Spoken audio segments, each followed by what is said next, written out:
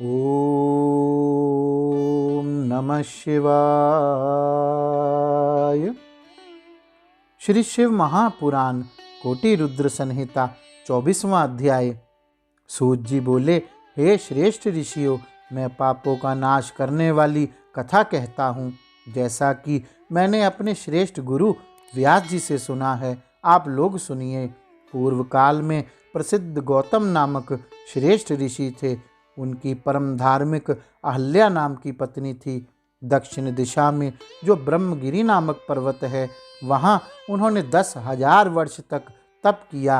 हे सुव्रतो, किसी समय वहाँ पर 100 वर्ष तक भयानक अनावृष्टि हुई, जिससे सभी लोग संकट में पड़ गए। पृथ्वी तल पर एक भी हरा पत्ता नहीं दिखाई पड़ता था। तब फिर प्राणियों को जिलाने वाला पानी कहाँ से दिखाई दे सकता था। उस समय वे मुनिगण, मनुष्य, पशु, पक्षी और मृग उस स्थान को छोड़कर 10 दिशाओं में चले गए। हे विप्रो, तब उस अनावृष्टि को देखकर कुछ ऋषि प्राणायाम में तत्पर होकर ध्यान पूर्वक उस भयंकर काल को बिताने लगे।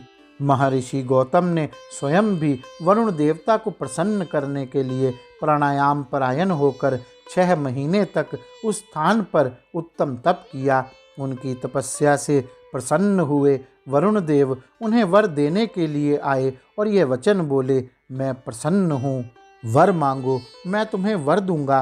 तब गौतम ऋषि ने उनसे वर्षा के लिए प्रार्थना की। हे द्विजो, इस पर उन वरुण ने मुनि से कहा। वरुण बोले, हे महर्षि, मैं देव की आज्ञा का उल्लंघन कर किस प्रकार वृष्टि करूं? आप तो बुद्धिमान हैं, अतः कोई अन्य प्रार्थना कीजिए जिसे मैं आपके लिए प्रदान कर सकूं। सूत जी बोले, उन महात्मा वरुण का यह वचन सुनकर परोपकार करने वाले महर्षि गौतम ने यह वाक्य कहा। गौतम बोले, हे देवेश, यदि आप मुझ पर प्रसन्न हैं और मुझे वर देना ही चाहते हैं, तो मैं आज जो प्रार्थना करता हूँ उसे पूर्ण कीजिए।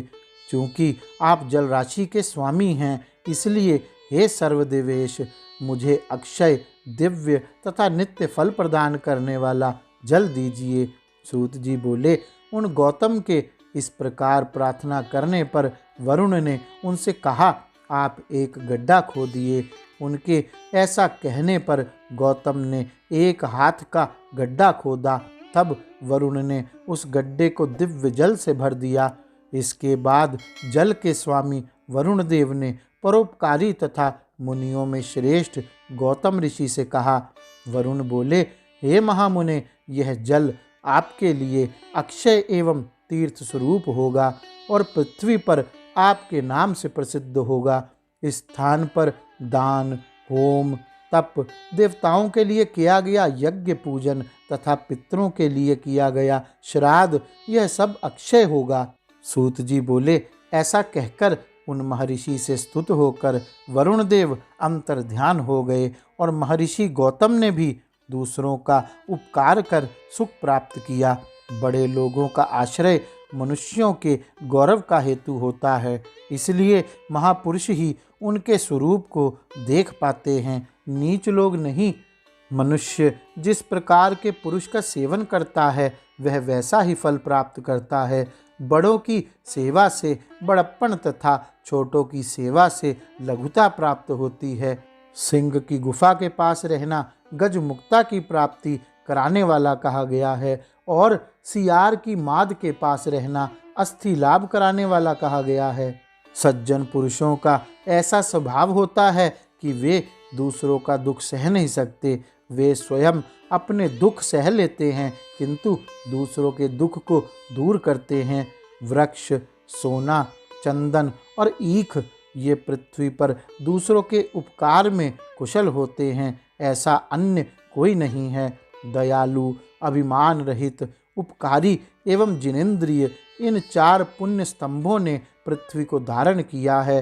हे महर्षियों, तदंतर गौतम ने अत्यंत दुर्लभ जल प्राप्त कर विधि पूर्वक नित्य नैमित्तिक कर्म संपन्न किया।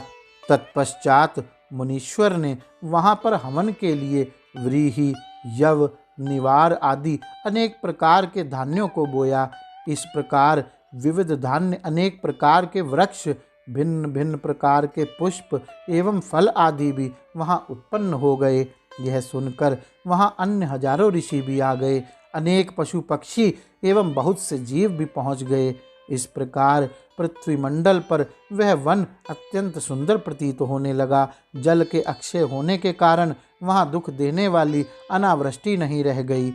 उस वन में अनेक ऋषि लोग भी उत्तम कर्मों में तत्पर होकर शिष्य, भार्या तथा पुत्र आदि के साथ वहाँ निवास करने लगे। उन्होंने अपना जीवन बिताने के लिए धान्यों का वपन किया। इस प्रकार महर्षि गौतम के प्रभाव से उस वन में पूर्ण आनंद व्याप्त हो गया। इस प्रकार श्री शिव महापुराण के अंतर्गत चतुर्थ कोटि रुद्र संहिता के त्र्यंबकेश्वर महात्म्य में गौतम प्रभाव वर्णन नामक 24वां अध्याय पूर्ण हुआ। गौरी शंकर भगवान की जय। ओम नमः शिवाय।